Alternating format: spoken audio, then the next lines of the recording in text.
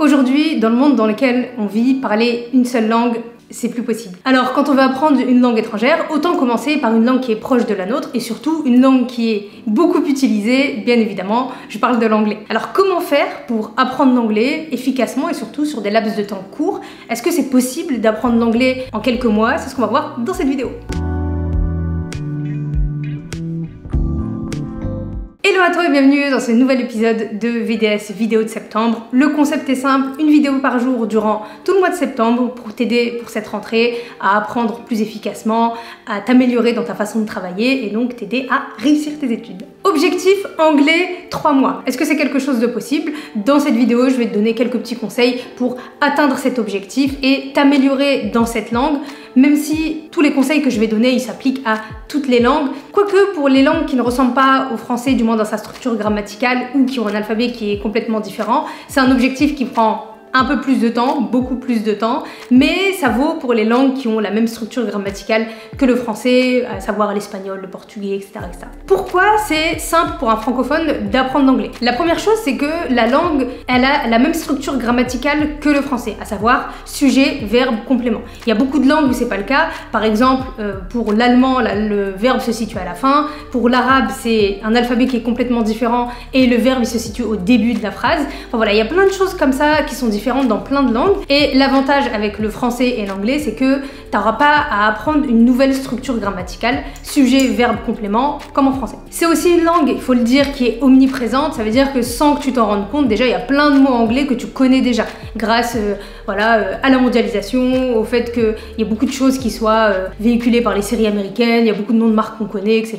Donc, il y a pas mal de mots en anglais que tu connais déjà sans t'en rendre compte. Donc, en fait, on a déjà commencé à acquérir du vocabulaire anglais sans s'en rendre compte. Alors, bien évidemment, l'omniprésence de la culture anglo-saxonne dans le monde, elle nous facilite aussi l'accès de cette langue-là. Donc, autant en profiter pour apprendre cette langue efficacement et avec tous les supports qu'on a autour de nous. Alors, premier conseil quand on veut apprendre l'anglais, et l'anglais dans un laps de temps court, étant donné ici 3 mois, même plus si tu en as envie, c'est de se fixer un objectif. Quel objectif tu vas atteindre dans la maîtrise de cette langue? Parce que tu vas pas déployer les mêmes efforts si tu veux maîtriser un anglais conversationnel relativement simple, d'un anglais qui est beaucoup plus sophistiqué, beaucoup plus complexe, où tu as envie de déchiffrer des textes scientifiques, où tu as envie de lire des lectures beaucoup plus élaborées. Donc la première chose que tu dois faire, ça va être de fixer l'objectif que tu as envie d'atteindre. Pour ça, tu peux utiliser un cadre de référence qui a été mis en place par l'Europe pour délimiter la maîtrise d'une langue, le cadre commun de référence des langues. Et pour te faire simple, en fait, la maîtrise d'une langue, elle a été délimitée en plusieurs niveaux. A1, A2, B1, B2, C1, C2. A1, ça veut dire c'est la base de la base, et C2, c'est t'es complètement bilingue, c'est ta langue maternelle. En général, on tente plus d'aller vers le C1 parce que le C2, on maîtrise jamais une langue complètement quand on n'est pas natif. Donc la première question que tu vas te poser, c'est quel niveau t'aimerais atteindre? De A1 à C2, en général B1, B2 c'est très bien pour pouvoir gérer un petit peu l'anglais, comprendre des conversations, comprendre une série Netflix, aller jusque B2 c'est super. Après ça, une fois que tu as délimité ton objectif, il va falloir t'armer des bons supports pour pouvoir apprendre. Tu auras besoin bien évidemment de cahiers d'exercices, de cahiers de grammaire, c'est des choses que tu peux facilement trouver en librairie, surtout dans la section école, donc les cahiers d'anglais 4e, 3e, 6e, tu sais, les cahiers comme ça, pour avoir des bases en grammaire et en conjugaison et pouvoir y aller pas à pas dans ce domaine-là. Tu peux bien évidemment aussi te servir des contenus qui sont offerts et qui sont gratuits sur internet, à travers les vidéos YouTube de chaînes qui enseignent l'anglais, etc., etc. Tu peux en trouver plein de ce genre de contenu. Après ça, la troisième chose à faire, ça va être de mettre en place des sessions de travail régulières pour travailler régulièrement sur la langue. Une langue étrangère, elle se maîtrise avec le temps quand on revient dessus de façon régulière. Ce qui veut dire que il vaut mieux que tu travailles cette langue-là tous les 2 jours pendant 10 minutes ou tous les jours pendant 10 minutes plutôt qu'une fois par semaine pendant 2 heures. Donc, accorde-toi un temps quotidien de 15 à 30 minutes pour travailler cette langue-là. Tu peux le faire de façon passive comme de façon active. De façon passive, c'est tu vas écouter des choses dans cette langue-là en anglais, tu vas regarder un film sur Netflix ou une série sur Netflix, tu vas lire du contenu en anglais, et de façon active, c'est en faisant des exercices, en t'appropriant la langue, en recopiant les mots de vocabulaire et ainsi de suite. Donc il faut varier bien évidemment les deux façons de travailler, passive et active, parce que si on est tout le temps passif, on comprend mais on travaille pas son expression et on s'améliore pas dans la langue. Surtout que dans la langue anglaise, en fait, la partie la plus dure à retenir en réalité, c'est les verbes irréguliers. Le reste, c'est relativement simple. Et les verbes irréguliers, ils se retiennent à force de pratiquer, à force de les utiliser, à force de faire des exercices.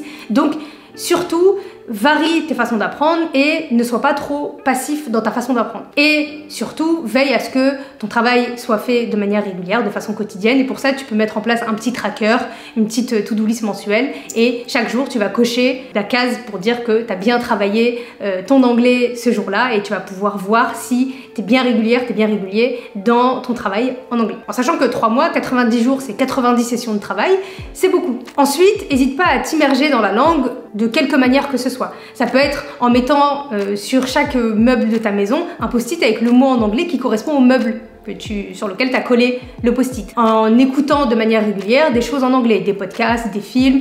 Netflix c'est ton meilleur ami, YouTube c'est ton meilleur ami. Faut pas hésiter à en abuser. Au début on met les sous-titres en français, ensuite on passe aux sous-titres en anglais et après on enlève les sous-titres si on se sent à l'aise. N'hésite pas à regarder des choses même que tu as déjà vues. Comme ça, tu t'as entendu les mots de vocabulaire et ne sois pas trop concentré sur le fait de retenir des mots. Juste écoute et imprime-toi des mots que tu entends régulièrement pour te rendre compte qu'en fait tu vas les apprendre, tu vas les intégrer de manière régulière. C'est important l'immersion parce que c'est la meilleure façon d'apprendre une langue.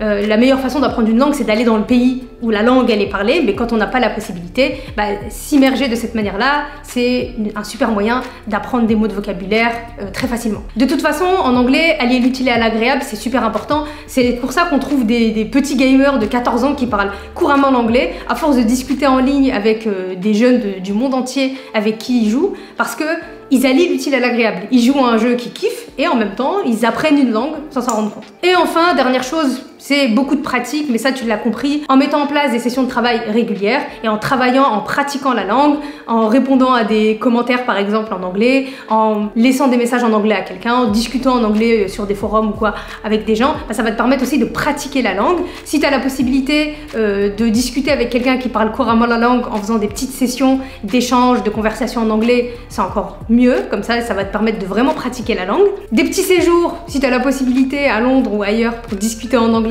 c'est aussi un super moyen de pratiquer la langue, parce que quand on est focalisé sur la compréhension d'une langue, après l'expression, on se dit que ça va être quelque chose de naturel, mais en fait c'est quelque chose de compliqué. Donc c'est important de pratiquer aussi son expression orale et écrite, et donc de mettre en pratique tout ce qu'on apprend. Voilà, tu as la petite stratégie très simple à mettre en place pour pouvoir maîtriser l'anglais en quelques mois. Il n'y a plus qu'à s'y mettre. C'est pas très compliqué, ça demande juste de la discipline, un peu de rigueur et du travail sur le long terme. Ça demande de ne pas être pressé, bien évidemment, parce que une langue, elle s'apprend avec le temps. Elle s'apprend pas comme ça du jour au lendemain, comme un petit médicament ou un bonbon. Ça prend du temps de maîtriser une langue, donc prends ce temps-là, sois régulière, sois régulier dans ce travail et tu verras que tu vas t'améliorer petit à petit dans cette langue et qu'il est indispensable de maîtriser selon moi. Voilà, j'espère que cette petite vidéo t'a plu. N'hésite pas à me dire en commentaire si c'est une langue que tu maîtrises, l'anglais, si c'est une langue que tu as envie de maîtriser, si tu vas mettre en place cette petite stratégie pour maîtriser l'anglais dans quelques mois. Je serais ravie d'en savoir un peu plus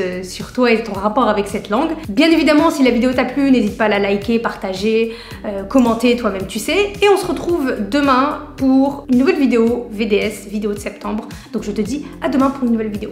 Peace!